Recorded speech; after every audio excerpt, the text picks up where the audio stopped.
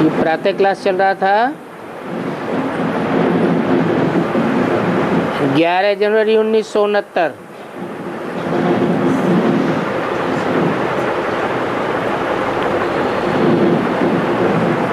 इस समय संगम युग में बाप समझाते हैं ये साक्षात आदि करना, दीदार आदि करना, ये सब भक्ति मार्ग की बातें हैं। साक्षात्कार से कुछ भी प्राप्ति नहीं होती है, सिर्फ देख लिया, खुश हो गए।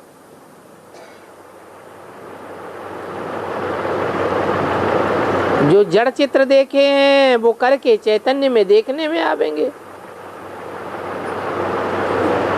बाकी कोई बन तो नहीं सकता है। हाँ, अल्पकाल के लिए खुशी हो जाएगी। जैसे जादूगर का खेल देखने से खुशी हो जाती है ना।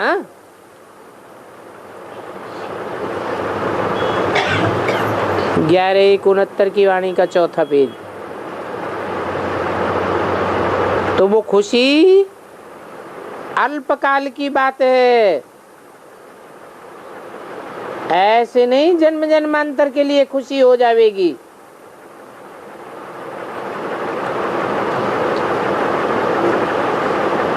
ये तो प्रैक्टिकल में बनने की बात है।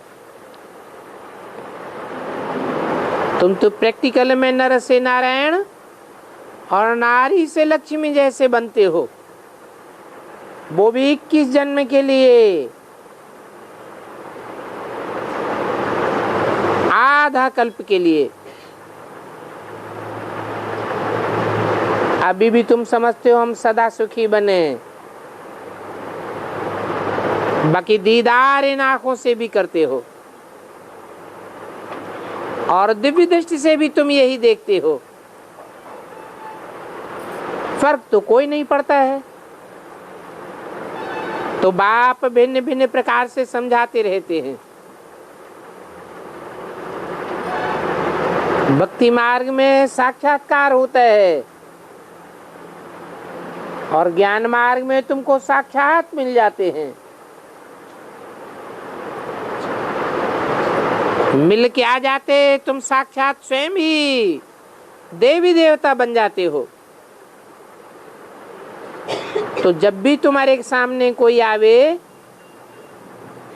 तो बाप और चक्र का राज समझाओ। बोलो, तुम्हारे दो बाप हैं, एक है आत्माओं का बाप और एक है मनुष्य सृष्टि का बाप।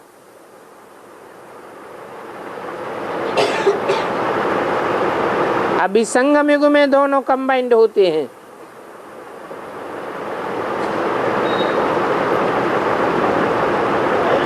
फिर वो आत्माओं का बाप 84 जन्मों में कभी नहीं मिलेगा।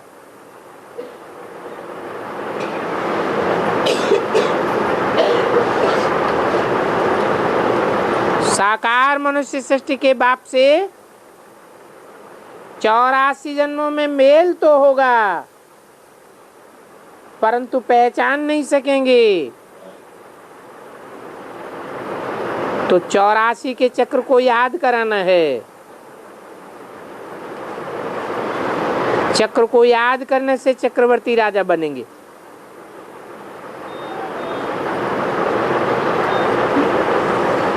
एवर प्योर बाप जो आत्माओं का बाप है, उसको याद करने से पावन बनेंगे। जो एवर प्योर आ करके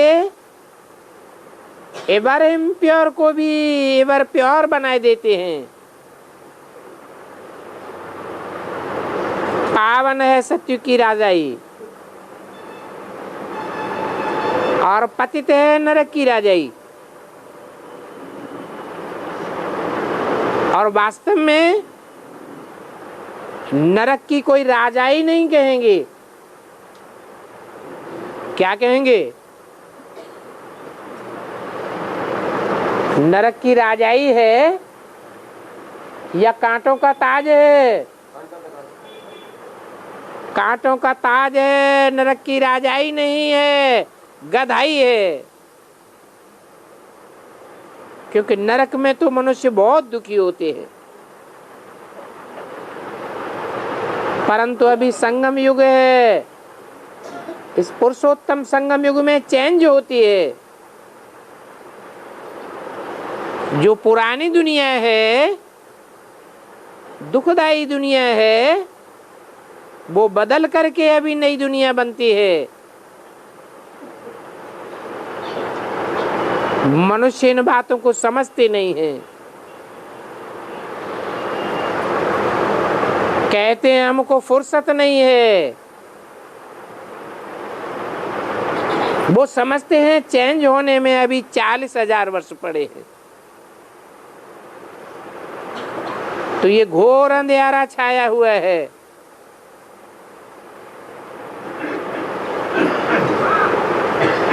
ये शास्त्रों की सिखाई हुई अंधश्रद्धा है, जिस अंधश्रद्धा में घोर अंधेरे में ही खत्म हो जाएंगे। आगे चल करके जानते भी जाएंगे, क्योंकि ऐसे नहीं है कि ये 500-700 करोड़ की दुनिया में सब मर जाएंगे। अगर सब खलास हो जावे तो फिर नई सृष्टि कहां से आवेगी? बाकी लड़ाइयां तो लगती ही रहती हैं।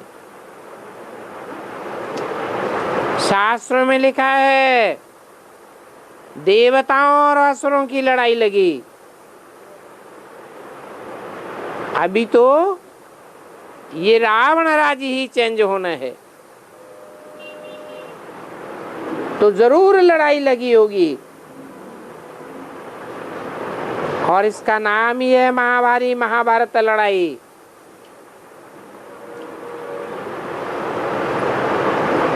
उनका साक्षात्कार भी तुम बच्चों ने किया हुआ था। इसने चतुर्भुज का भी साक्षात्कार किया। तुम्हारी बुद्धि में भी है कि अभी हम भी चतुर्भुज बनते हैं। तो पुरानी दुनिया का विनाश जरूर होगा। तो बातें तो सभी ठीक हैं। अभी तुम समझते हो कि ये पुरानी दुनिया चेंज जरूर होनी है। नई दुनिया में ये लक्ष्मी नारायण जैसे देवताएं थे। तुम समझते हो ऐसा देवता बनाने के लिए बाप हमको पढ़ाते हैं।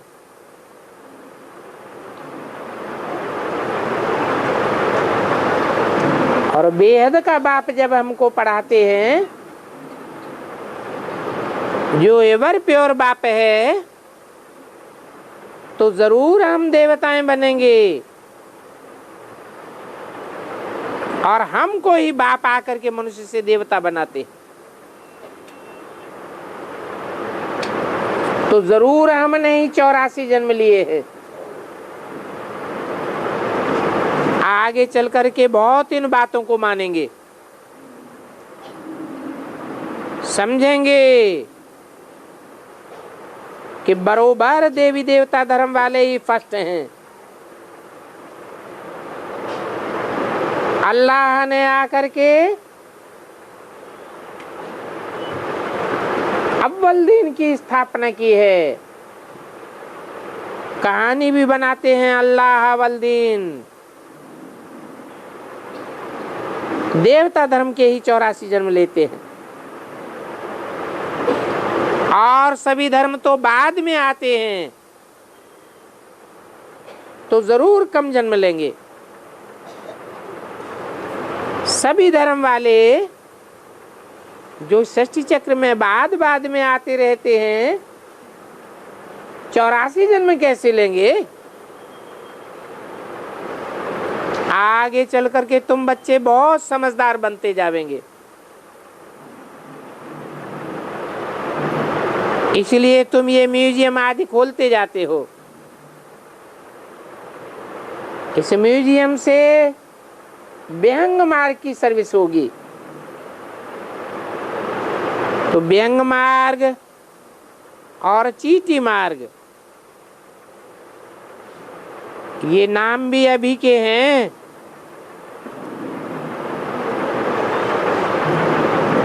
क्योंकि बच्चे ही हैं जो कोई व्यंग मार्ग से पढ़ाई पढ़ते हैं, और कोई बच्चे ऐसे भी हैं जो चीटी मार्ग की पढ़ाई पढ़ते हैं।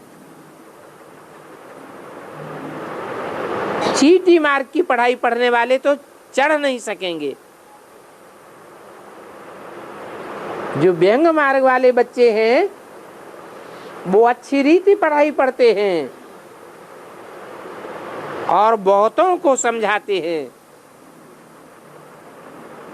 चीटी मार्ग वाले दूसरों को समझा ही नहीं सकते। नंबरवार पुरुषार्थ अनुसार हैं। और चाहे चीटी मार्ग वाले हो, चाहे व्यंग मार्ग वाले हो, सब एक दूसरे को जानते तो जरूर है। क्योंकि स्टूडेंट को कब पढ़ाई के बगैर सुख नहीं आवेगा। समझते हम पढ़ते ही रहें। बाप भी कहते हैं, आज मैं तुमको गुये गुये पॉइंट सुनाता हूं। कोई समय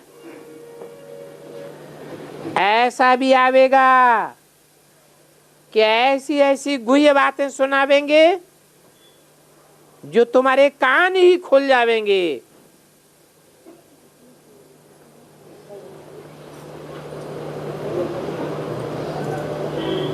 जिनको निश्चय नहीं बैठा है उनको भी पूरा निश्चय बैठ जाएगा। जरूर कोई अच्छी अच्छी बातें सुनावेंगे।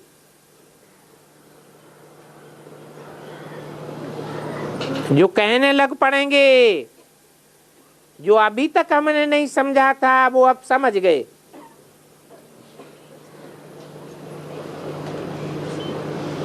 आगे तो हम ये बातें नहीं समझते थे, अब हमने समझा।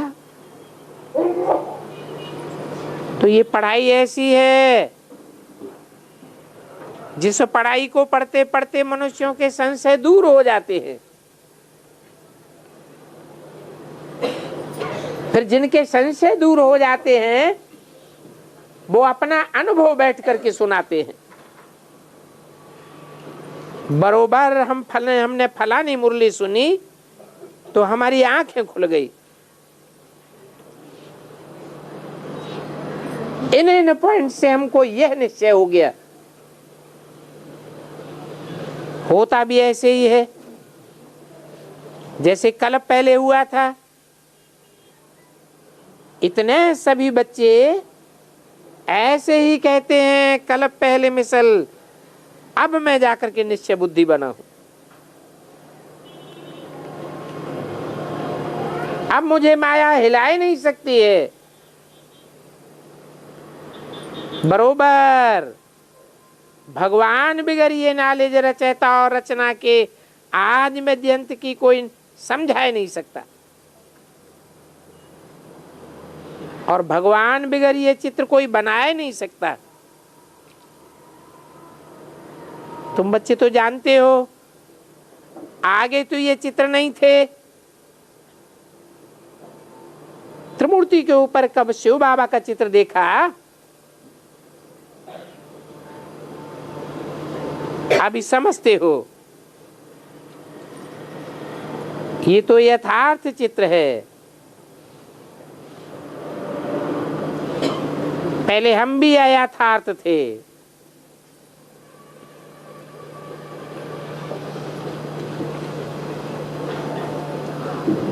त्रिमूर्ति के ऊपर शिव बाबा का चित्र,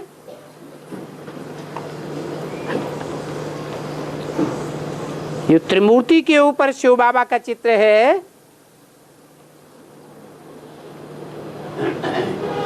उसे साकार में निराकार कहेंगे या निराकार कहेंगे?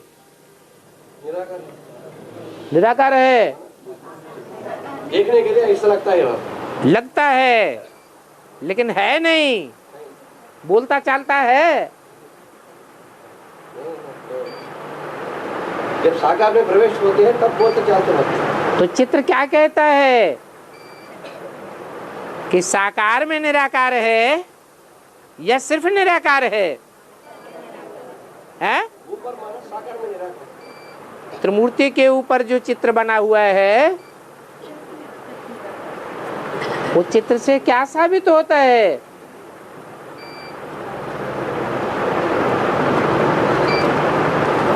वो तीन मूर्तियों का रचयिता है।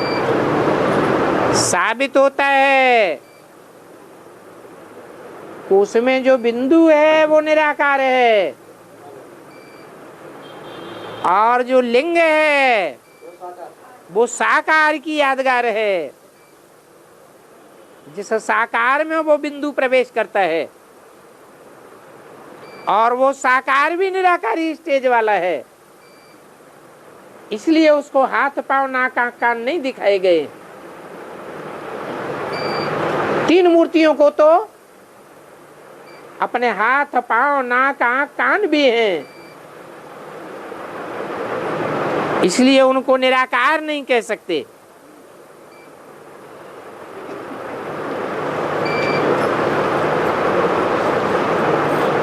तो पहले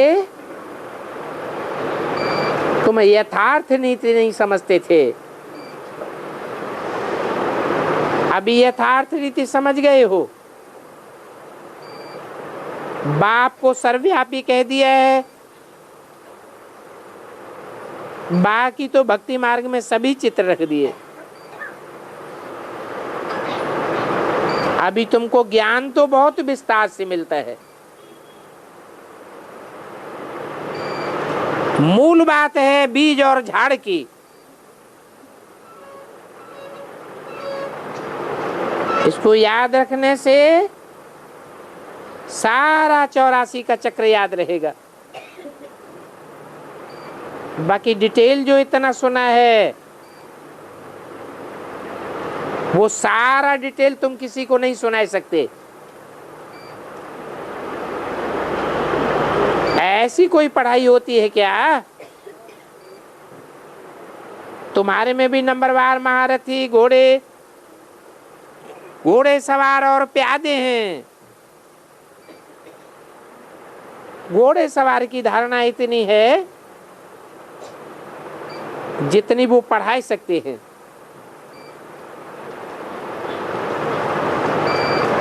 कोई तो ऐसे भी हैं जो पढ़ा ही नहीं सकते हैं। चलन भी पढ़ाई से सुधरती है। तो बच्चों को अपने कैरेक्टर्स के ऊपर बहुत ध्यान देना है। अपना घर और सुखधाम याद आवे तो कितनी अथाह खुशी आ जाएगी। अच्छा, मीठे मीठे रूहानी सिकिल दे बच्चों को रूहानी बाप दादा का याद प्यार गुड मॉर्निंग। रूहानी बच्चों को रूहानी बाप की नमस्ते।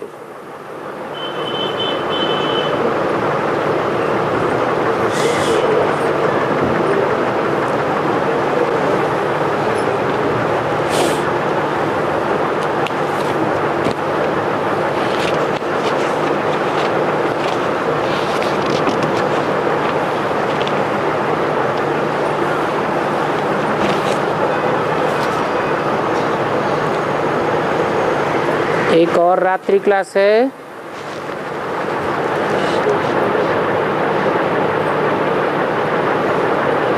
दस जनवरी 1969।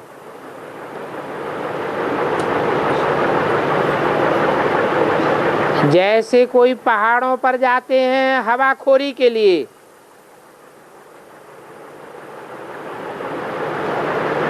रिफ्रेश होने के लिए जाते हैं।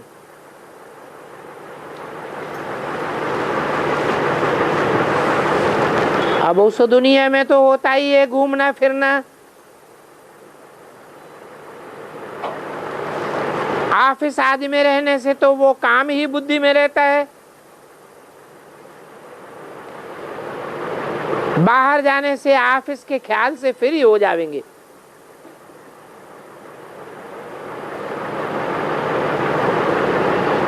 तो यहाँ भी तुम बच्चे आते हो रिफ्रेश होने के लिए।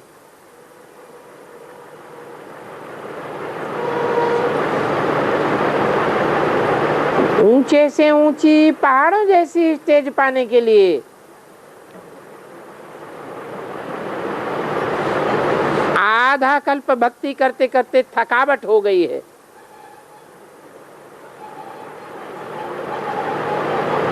कितना मंदिरों में मस्जिदों में ठिकानों में भागते रहे।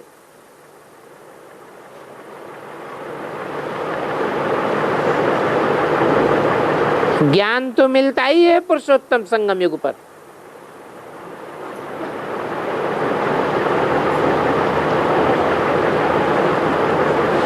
इसे पुरुषोत्तम संगम युग को कहा जाता है।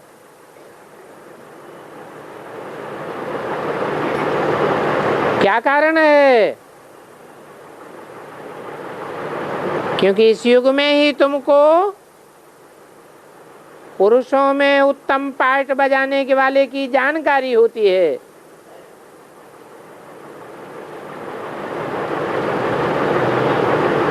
पुरानी दुनिया विनाश होती है और नई दुनिया का स्थापना होती है।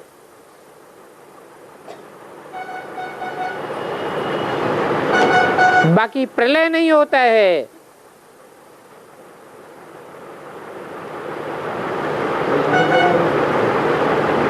वो शास्त्रकार लोग तो समझते हैं सारी दुनिया में प्रलय हो गई।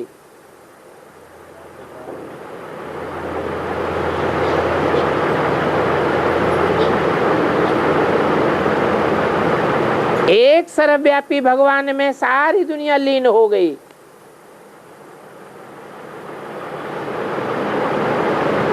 वो लोग समझते हैं कि दुनिया एकदम खत्म हो जाती है,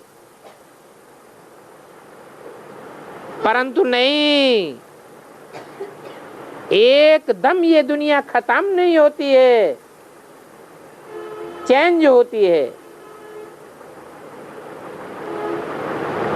ये तो है ही नरक की दुनिया।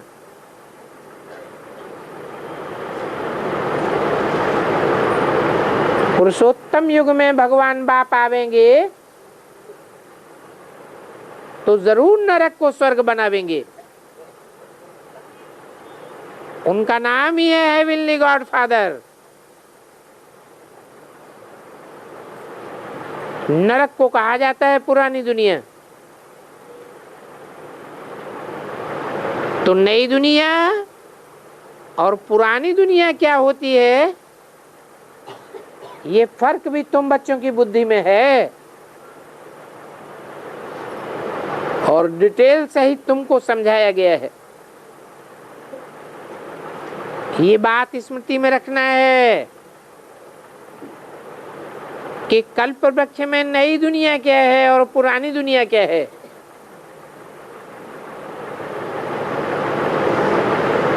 तुम अच्छी रीति जान गए हो।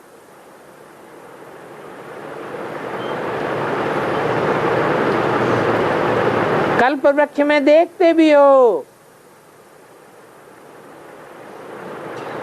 जहां एक तना है, एकता है, वो है नई दुनिया। और जहां अनेक टालियां हैं, पत्ते हैं, फल फूल आदि हैं, विचित्रताएं हैं, वो है पुरानी दुनिया। पुरानी दुनिया को कलयुग और नई को सतयुग कहा जाता है। इन बातों पर सुमिरण कोई करते नहीं है।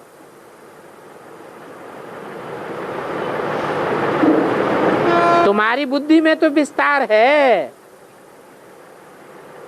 परंतु वो भी नंबरवार है। एक जैसा सुमिरण नहीं करते हो।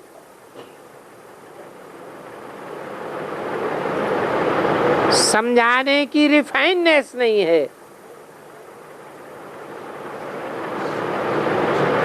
अभी पुरुषार्थ करके ऐसे रिफाइन बन रहे हो।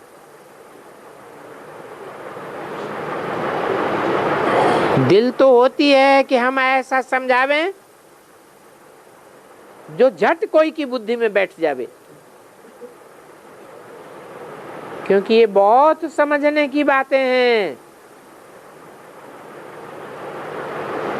इन बातों को समझाने के लिए थोड़ा इशारा देना पड़ता है। ऐसा भी टाइम आवेगा कि थोड़ा इशारा मिलने से ही झट समझ जावेंगे, झट ज्ञान को उठाए लेवेंगे। कहेंगे ये 84 का चक्र तो ठीक है,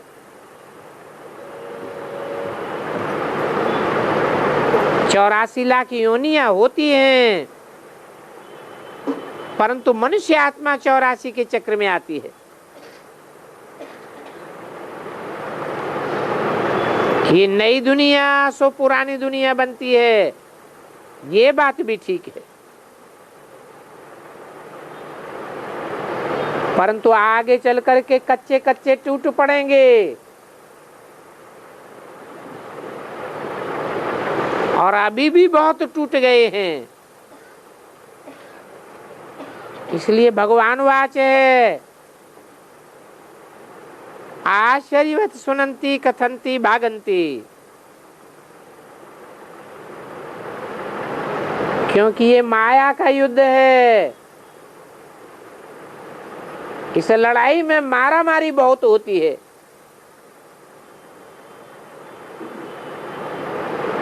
समझते तो हो ना, ये लड़ाई का मैदान है, परंतु इस लड़ाई के मैदान में वो हिंसक युद्ध की बात नहीं है। ये माया का युद्ध है। जो माया से मरते हैं वो माया से मर करके फिर ईश्वर के बनते हैं, परंतु ईश्वर से बन करके भी कोई कोई माया के बन जाते हैं।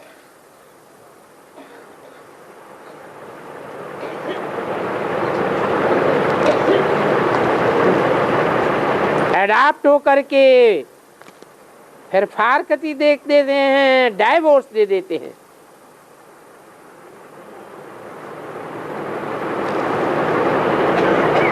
तो फिर समझा जाता है यहाँ ऐसा भी होता है, क्योंकि माया बड़ी प्रबल है। ये माया बहुतों को तूफान में लाती रहती है।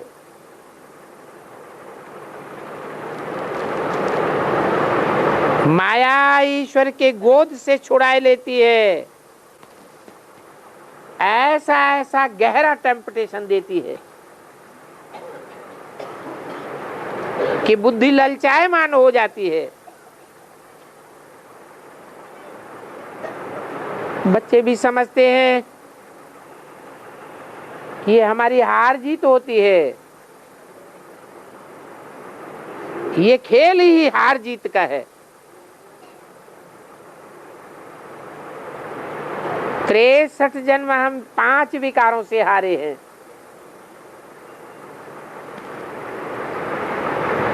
अभी तुम जीतने का पुरुषार्थ करते हो, तो पुरुषार्थ करते करते आखिरी तुम्हारी जीत हो ही जाएगी।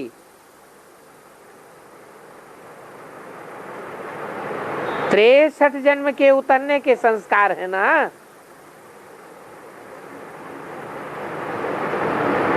लंबे समय का विकारों में गिरने का अभ्यास नुदा हुआ है। ये बात बच्चों की बुद्धि में बैठ गई है। अभी बाप के बने हैं तो तुम बच्चों को बिल्कुल पक्का बनना चाहिए, क्योंकि ये माया और ईश्वर का खेल है। अभी भी तुम देखते हो माया कितना टेम्पटेशन देती है।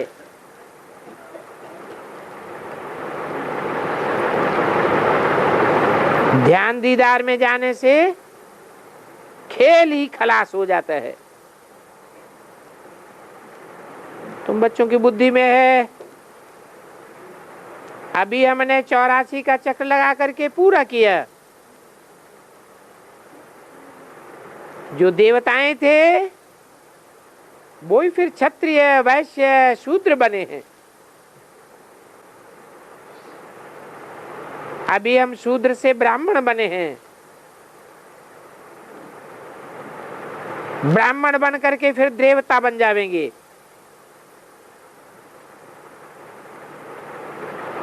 जब देवता बन जाएंगे तो ये पढ़ाई सारी भूल जाएंगे।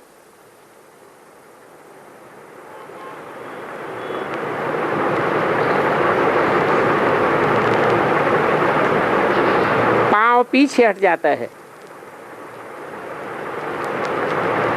तो क्या होता है, दुनियावी बातों में लग जाते हैं। फिर मुरली आदि सब भूल जाती है।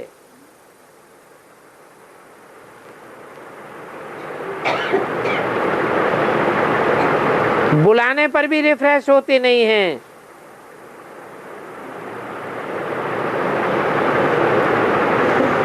सिंध में बहुत आते थे। ये नाले सुनना तो बहुत सहज है, और याद की यात्रा तो इससे भी जास्ती सहज है। नॉलेज है पढ़ाई, उस पढ़ाई में तो कितने सब्जेक्ट्स होते हैं, और वो पढ़ाई तो बहुत टाइम ले लेती है।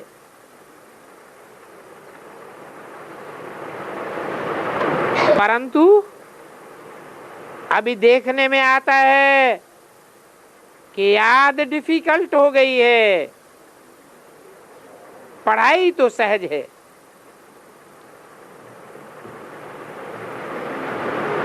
याद तो सभी को डिफिकल्ट लगती है।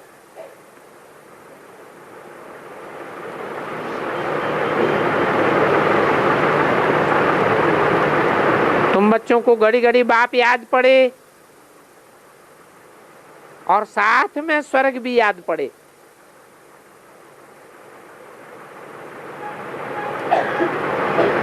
बाकी कृष्ण तो याद पड़ नहीं सकता, क्योंकि तुम्हारी बुद्धि में बैठ गया है गीता का भगवान कृष्ण उर्फ ब्रह्मा नहीं है।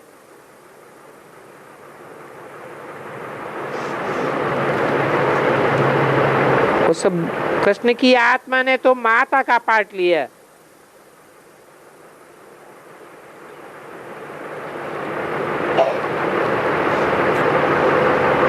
उसने जो कुछ बोला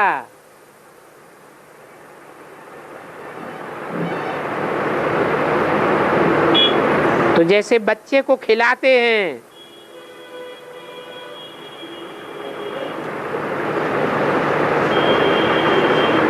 ऐसे तुम बच्चों ने हुआ हुआ किया।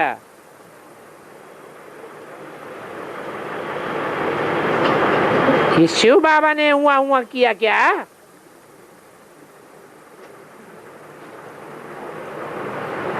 भल वहां नई दुनिया में तो हुआ हुआ की आवाज भी नहीं होगी, परंतु फर्क तो होता है ना। तुम बच्चों की बुद्धि में है कि अभी हम शिव जयंती मनाते हैं तो क्या करते हैं, बाप आते हैं तो जरूर बैठ ज्ञान सागर है तो ज्ञान ही देते होंगे। ये बात तो जरूर है कि बाप आते हैं, उनको हम बाबा बाबा कह के मिलते हैं।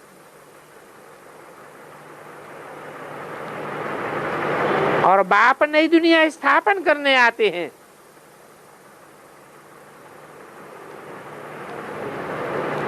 ऐसे नहीं सिर्फ ज्ञान सुनाने आते हैं और ज्ञान सुनाकर चले जाते हैं, फिर तुम नई दुनिया स्थापन करते हो। बाप जो नई दुनिया स्थापन करते हैं उसको स्वर्ग कहा जाता है,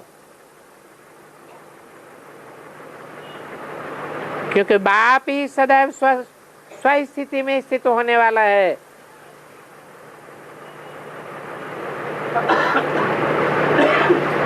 इतनी सहज बात भी बच्चे भूल जाते हैं।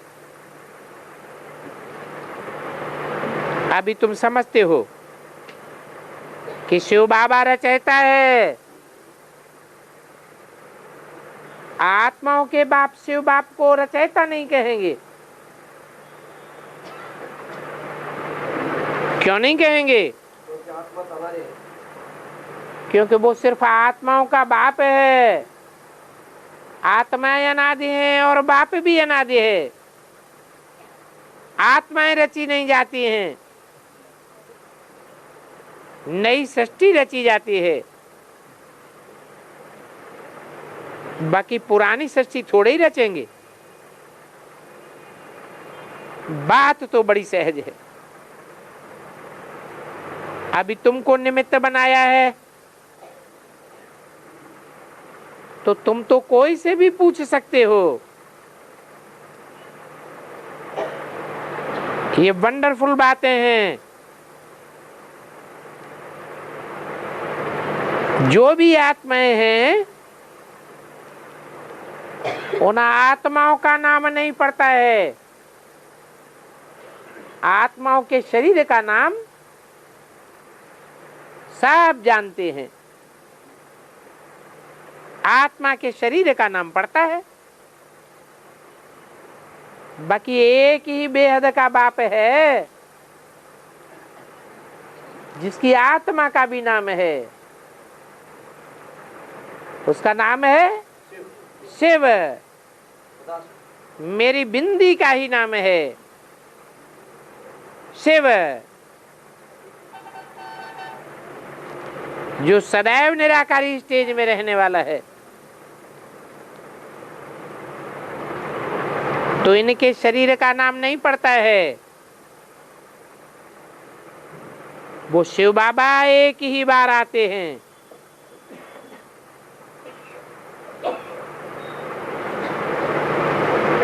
बल आत्मा पिछाड़ी में आती है।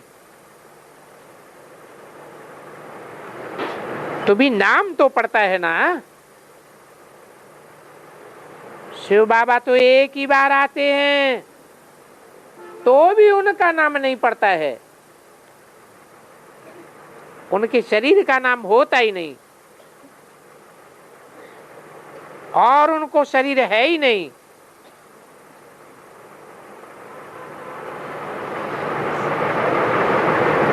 बाप बतलाते हैं, बहुत बच्चे ऐसे हैं जिनको ये बैज लगाने में लज्जा आती है।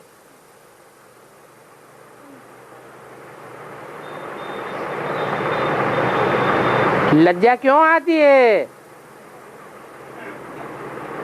क्योंकि बच्चों में देह अभिमान बहुत है। स्थूल रूप में ताकत नहीं है ना। ये भी बताते हैं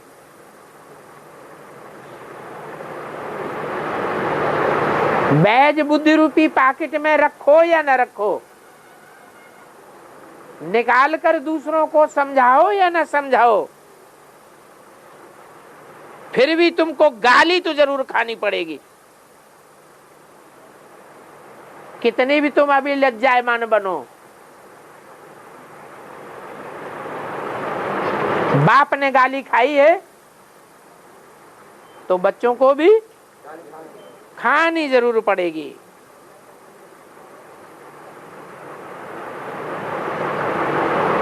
अभी तुम देखते हो कृष्ण ने कितनी गाली खाई है। कृष्ण ने गाली खाई?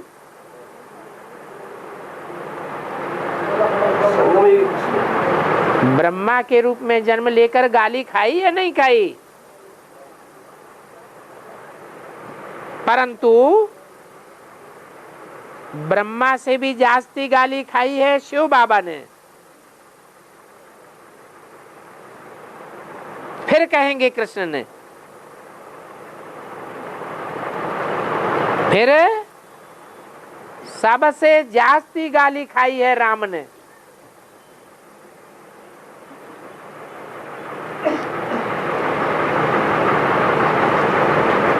बाबा की जास्ती।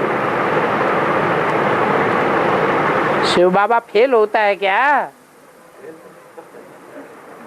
और राम तो फेल हो पड़ता है।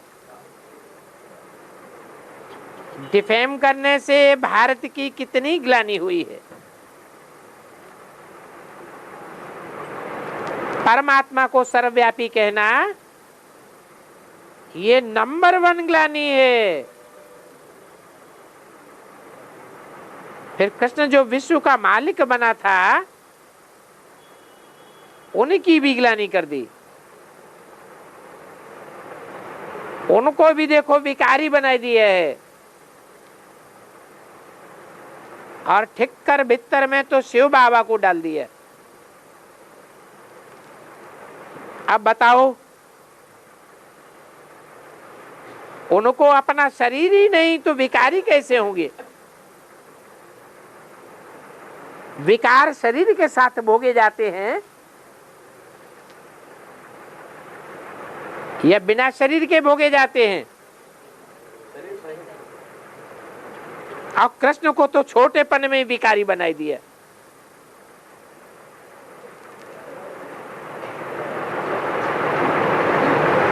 और फिर देखो तो सही कि राम को तो पूरा ही रुलाई दिया है। दिखाया है उनकी स्त्री ही चोरी हो गई। अब कैसी कैसी बातें बैठ बनाई है। अच्छा, बच्चों को ओम शांति।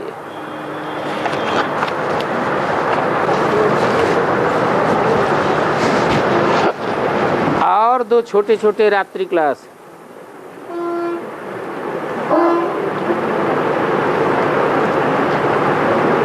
तेरह दिसंबर 1968 का रात्रि क्लास।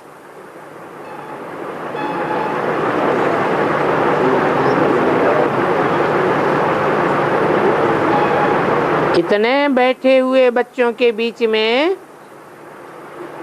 कौन कौन से बच्चों को निश्चय है कि हम भविष्य में शाहजादा बनेंगे?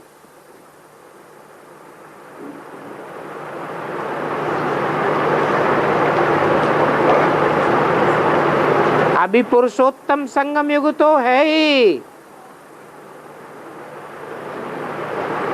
इस संगम युग पर ही ये प्रश्न पूछते हैं।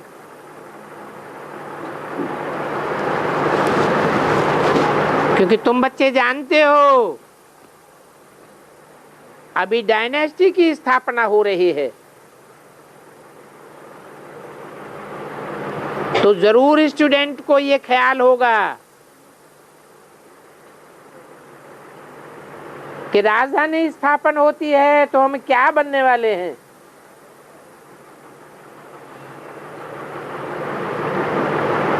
हम प्रिंस बनेंगे या नहीं बनेंगे?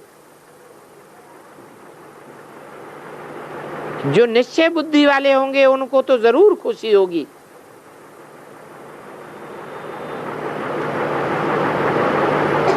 का पारी नशा चढ़ा रहेगा।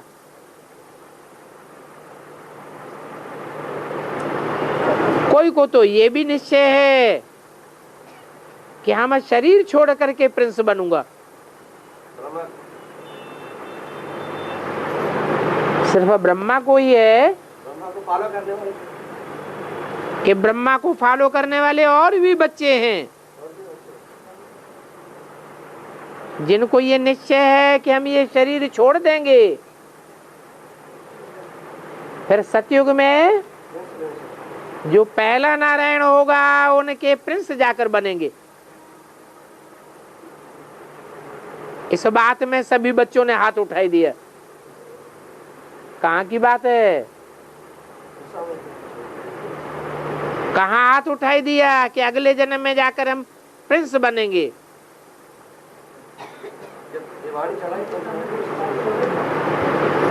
जरूरी है वाणी 68 की है। जब ब्रह्मा बाबा जीवित थे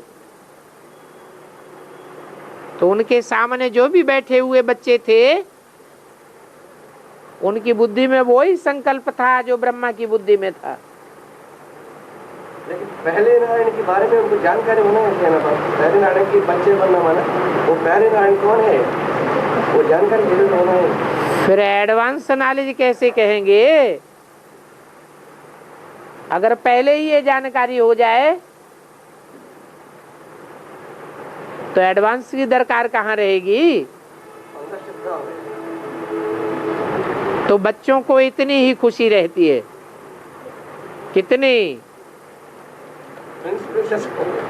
कि हम भविष्य में अगले जन्म में जाकर के प्रिंस बनूंगा। अब ये तो जानते हो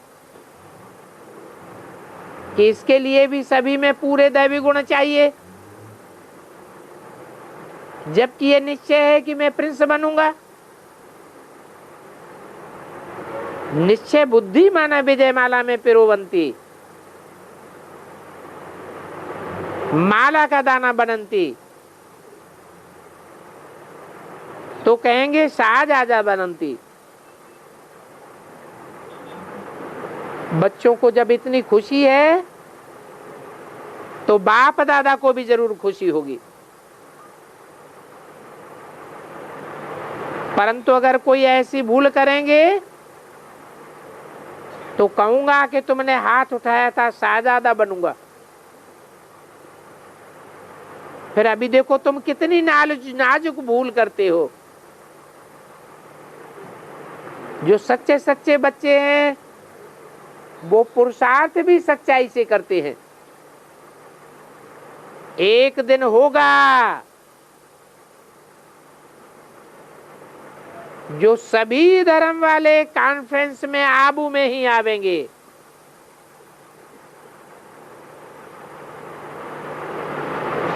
और आबू के अलावा कहीं भी नहीं जावेंगे।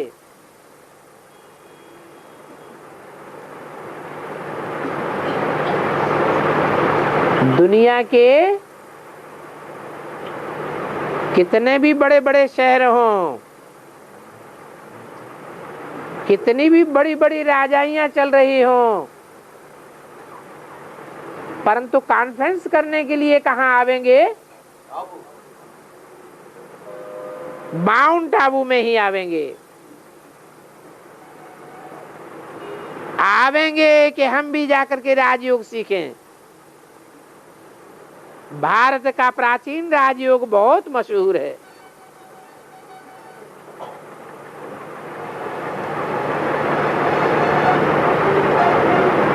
सोचेंगे ये कौन है जिसने ऐसा पैराडाइज स्थापन किया।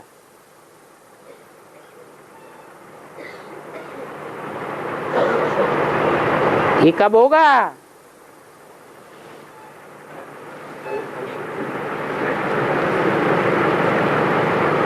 ऐसी दुनिया की कॉन्फ्रेंस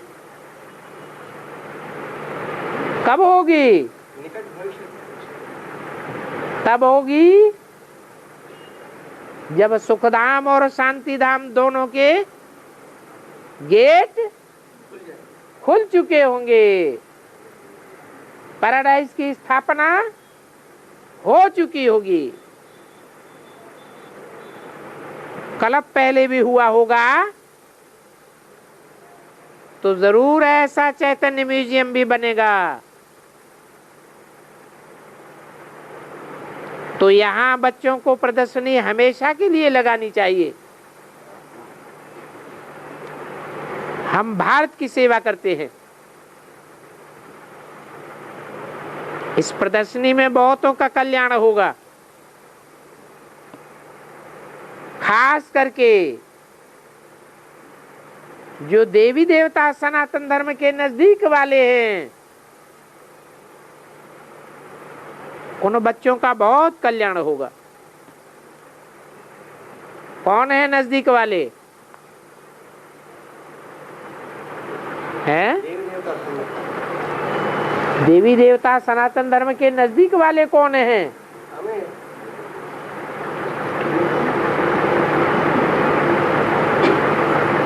जो सतयुग के आदि जन्म में तो नहीं आते हैं, परंतु नजदीकी जन्मों में आते हैं और फिर द्वापर से और धर्मों में कन्वर्ट हो जाते हैं। मतलब दूसरे धर्म वाले।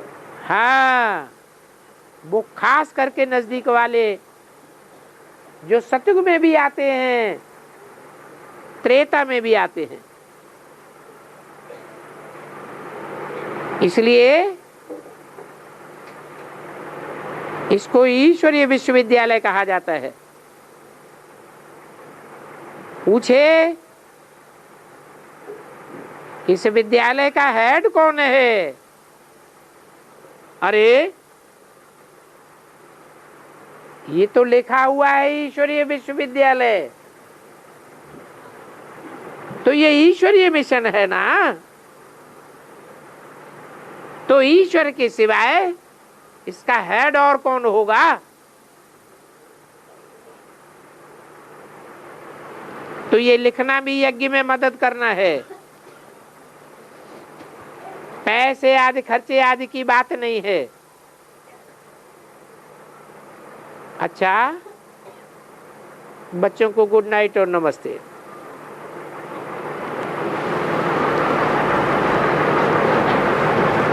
आज का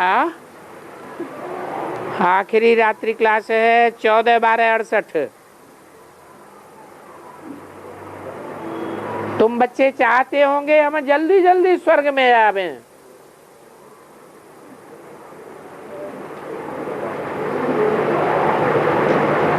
परंतु नहीं।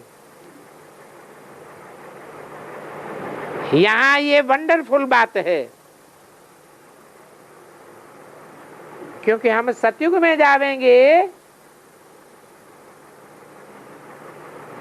तो फिर भी वहां ग्रस्त व्यवहार हो जाएगा। अभी तो ये तुम्हारी पढ़ाई वंडरफुल है। ऐसे तो जो देव आत्माएं हैं वो भी चाहते हैं कि हम ब्राह्मणों के साथ रहें। वो कौन सी देव आत्माएं हैं? ब्रह्मा जैसे। जो ब्रह्मा जैसी सूक्ष्म शरीरधारी आत्माएं हैं, हमारे साथ रहें। सूक्ष्म फरिश्ते हैं, उनको भी ये दिल होती है कि हम साथ रहो, साथ बैठो, साथ सुनो, साथ साथ पार्ट बजाऊं।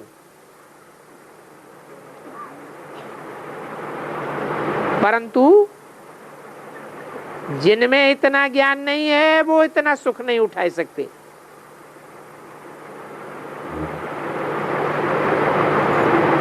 नहीं तो पैराडाइज के नाम से लालसा हो जाती है कि हम पैराडाइज की नई दुनिया में जल्दी जावें, परंतु जावेंगे तो तब जब पूरी पढ़ाई पढ़ेंगे।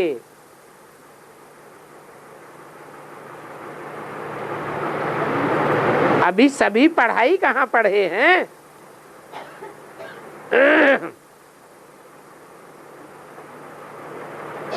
ऐसे पढ़े हैं जो राजा तो बन नहीं सकते। पढ़ाई के जो मुख्य मुख्य मुद्दे हैं वो ही बुद्धि में नहीं बैठे हैं। कौन से मुख्य मुद्दे? मुख्य मुख्य पॉइंट। राजयोग से हम मुख्य मुद्दे हैं।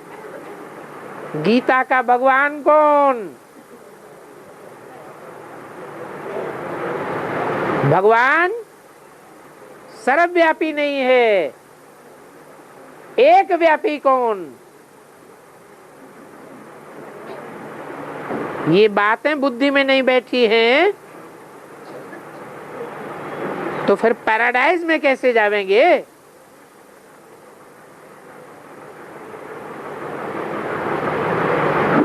ऐसे फिर वहां राजा तो बन नहीं सकते।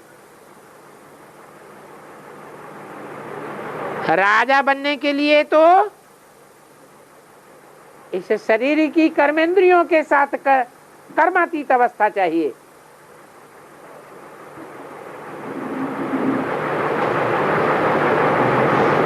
ऐसे तो फिर ड्रामा की वृद्धि हो जाएगी। बाप को तो बुलाते ही हैं आकर के हमको पढ़ाओ।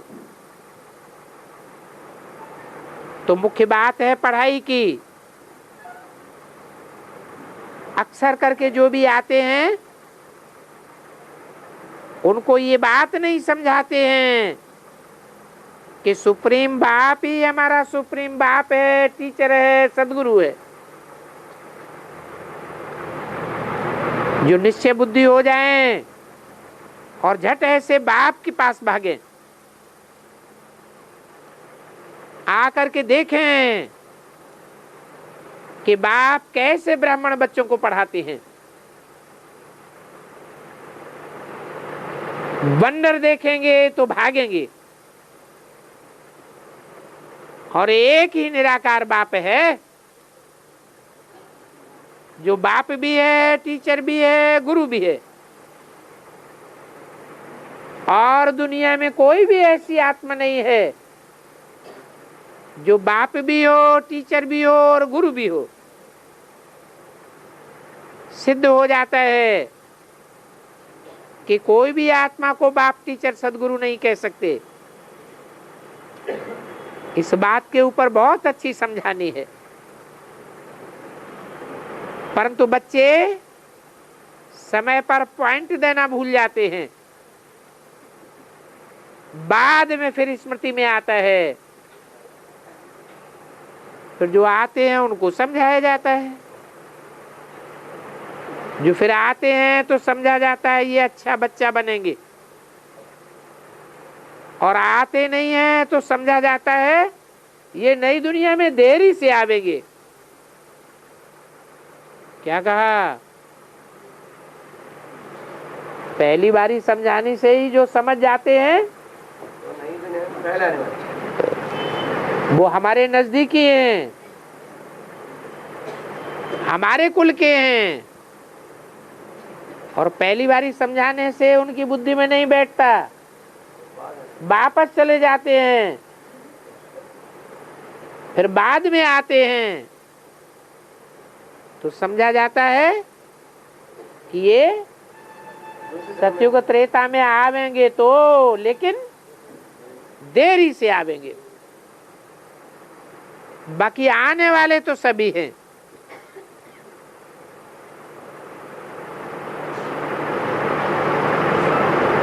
ये नक्शे भी स्टूडेंट को बहुत अच्छी मदद करते हैं।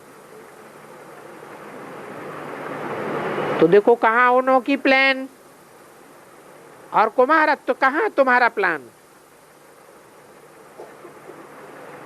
पहले ये चित्र तुम्हारे पास नहीं थे। तुमको बाप की कशिश हुई तब भागे, फिर बहुतों को समझाने के लिए बन गए। तुम समझा सकते हो कि देवताओं को मन की शांति होती है,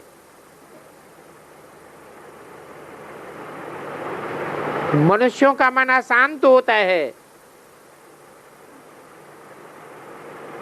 पुरुषोत्तम संगम युग पर ही उन्हों को ये शांति मिलती है। ऐसे नहीं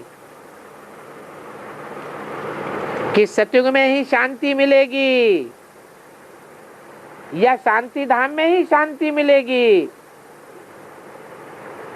शांति पहले कहाँ मिलेगी?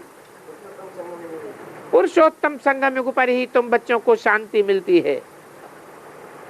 तुम समझते हो युद्ध के मैदान में युद्ध करते रहते हैं और रचयिता रचना का नालिश समझा करके नास्तिक को आस्तिक बनाते रहते हैं।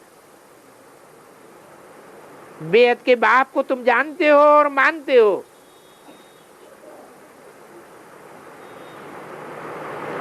दोनों बाप को मानते हो।